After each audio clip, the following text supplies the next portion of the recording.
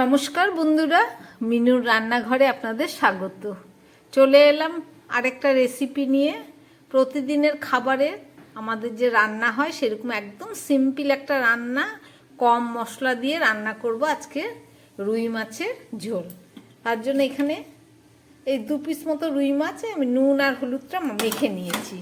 সঙ্গে নিয়েছি একটু ধনেপাতা কেটে নিয়েছি, আর কয়েক টুকরো ফুলকপি আর কয়েক টুকরো আলু, আচ্ছা একটু টমেটো আর কাঁচা লঙ্কা। এই দিয়ে একদম পাতলা প্রতিদিনের রান্নায় যে খাবার সেটা রান্না করব, আপনাদের রেসিপিটা দেখাবো। তাহলে চলুন শুরু করি। মাছের ঝোল রান্না করার জন্য একটা কড়াই বসিয়ে আমি দিয়ে দিলাম তার মধ্যে পরিমাণ মতো তেল। তেলটা গরম হয়ে গেছে, এবার আমি প্রথমে মাছটা ভেজে নেব।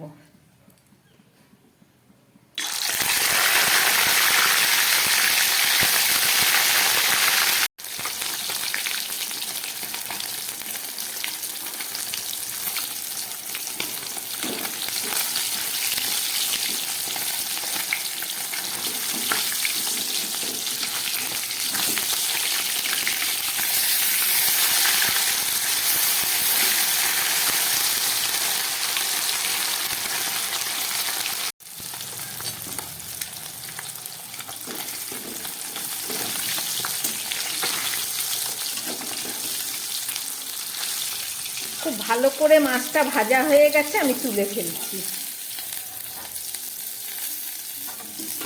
অনেক মোটা মাছগুলো। এই যে এবার এই তেলের মধ্যে আমি 5-6টা বড়ি ভেজে নেব, মাছের ঝোলে দেবো।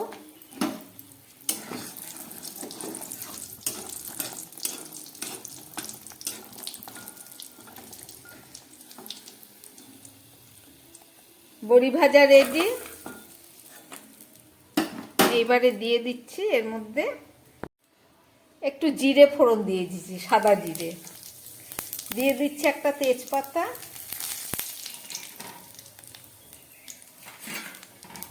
দিয়ে দিচ্ছি 2টো কাঁচা লঙ্কা, আর কয়েক টুকরো কপি,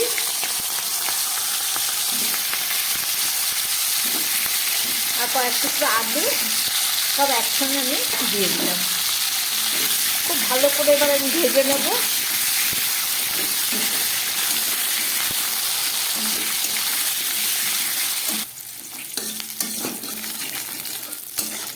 ফুলকপি আলুটাকে আমি খুব ভালো করে ভেজে নিলাম।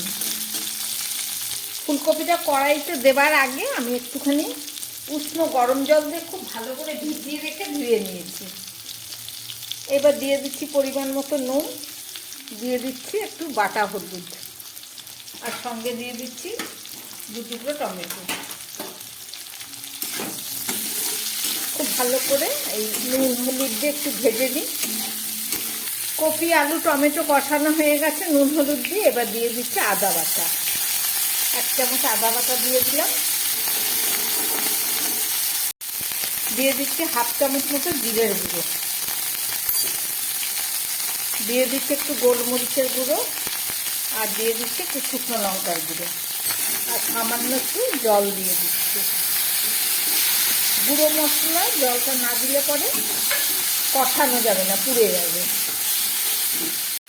আর দিয়ে দিচ্ছি একটু ধনের গুঁড়ো। মশলা এখনো কষানো হবে। এবারে আমি একটু ধনে পাতা দিয়ে দেবো। ধনে পাতাটা দিয়েই এই সবজিগুলোকে আর একটু কষাবো।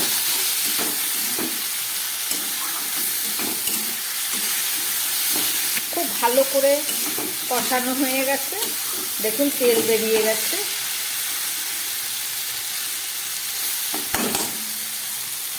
দিয়ে দিচ্ছি উষ্ণ গরম জল, একটু ঝোল হবে।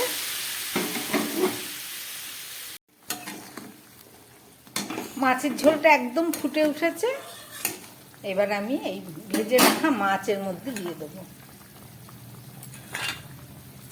আর সঙ্গে দিয়ে দেবো এই বড়ি।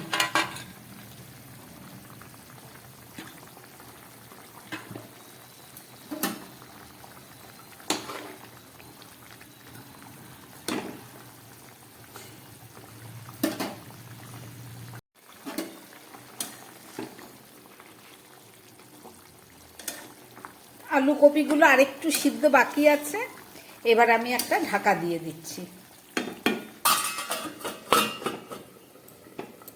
4-5 মিনিট রান্না হোক, গ্যাস কমিয়ে দিলাম, তারপরে ফেরত এসে আবার দেখাচ্ছি। 3-4 মিনিট পরে ফেরত আসলাম।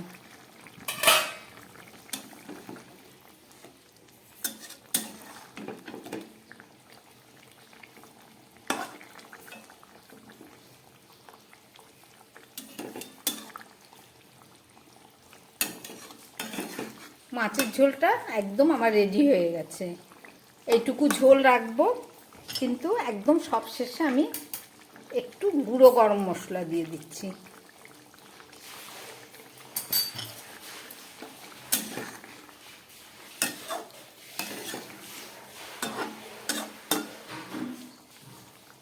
গ্যাসটা বন্ধ করে দিচ্ছি। এবার আমার 2 মিনিট ঢাকা দিয়ে দিলাম। 2 মিনিট পরে ফেরত এসে আবার দেখা। 2 মিনিট পরে ফেরত আসলাম।